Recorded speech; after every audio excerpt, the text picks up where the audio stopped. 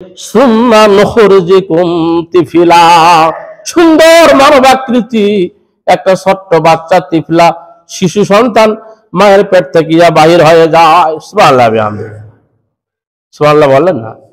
এরপরে ওই মায়ের পেট থেকে বাইরে হয়ে যাওয়ার পরে ছোট্ট মানুষটার প্রত্যেকটা তার শরীরের অঙ্গ প্রত্যঙ্গ আস্তে আস্তে কাজ করে না একবারই করে।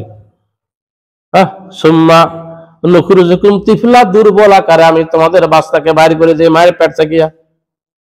মুরগির বাচ্চা বাইর হওয়ার সাথে সাথে দৌড় মারে, ছাগলের বাচ্চা বাইর হওয়ার সাথে সাথে দুধ খাবার চায়, গরুর বাছুর বাইর হওয়ার সাথে সাথে উঠে লাফা চাপা করে না।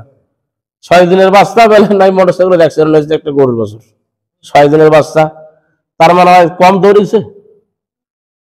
আর মানুষ 7 দিনে পারবে? 1.5 বছরও পারা খুব কঠিন, তাই না? এই জন্য আল্লাহ রাব্বুল আলামিন বলতেছেন সুম্মা নুখরিজুকুম তিফলা, আমি তোমাদেরকে মায়ের পেট থাকিয়া মানবাকৃতি সুন্দর একটা দুর্বল ছোট্ট বাচ্চা বাইর করে দিলাম। তোমাদের কান এখনো শোনার মতো যথার্থ ক্ষমতা হয় নাই, আস্তে আস্তে এটাকে আমি আল্লাহ রাব্বুল আলামিন বৃদ্ধি করে দেই শোনার ক্ষমতা। এরপরে তোমাদের ইন্দ্রিয় শক্তি, শরীরে যতগুলো জায়গা আছে, হাত পা নড়াচড়া আস্তে আস্তে তোমরা করতে থাকো, করবে না? তারপরে চোখ দিয়ে যতদূর দেখার দরকার আস্তে আস্তে আমি বৃদ্ধি করে দেই। প্রত্যেকটার শক্তি আমি আস্তে আস্তে করবার নয় বাড়াইয়া দেই, করবার নয় আমি তোমাদেরকে বাড়াইয়া দেই। আসাদ্দু বালাগা, আমি তোমাদেরকে পৌঁছিয়া দেই তোমাদের পর্যাপ্ততে, পরিপূর্ণতে। সুবহানাল্লাহ।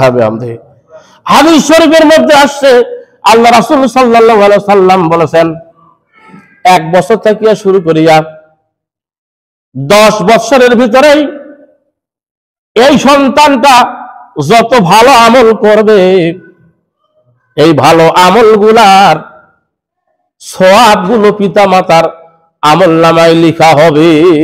সুবহানাল্লাহ। আর যত খারাপ আমল করবে, এই খারাপ আমলগুলোর গুনাহ লেখা হবে না। কয় বছর? 10 বছর। আসাদ্দু বালাগা মানে বালেক পার না হওয়া পর্যন্ত, বালেক না হওয়া পর্যন্ত, পরিপূর্ণতায় ফিরিয়ে না আসা পর্যন্ত যতগুলো আমল সে ভালো ভালো করেছিল এগুলো পিতা মাতার আমলনামায় লেখা হয়। তাহলে বলেন তো, আপনার সন্তানকে আপনি কোরআন শিক্ষা দিবেন কি দিবেন না? নামাজ শিক্ষা দিবেন কি দিবেন না? আপনার নিয়ত তাকে আলেম বানার চিন্তা ভাবনা থাকবে কি থাকবে না? কথা বলেন।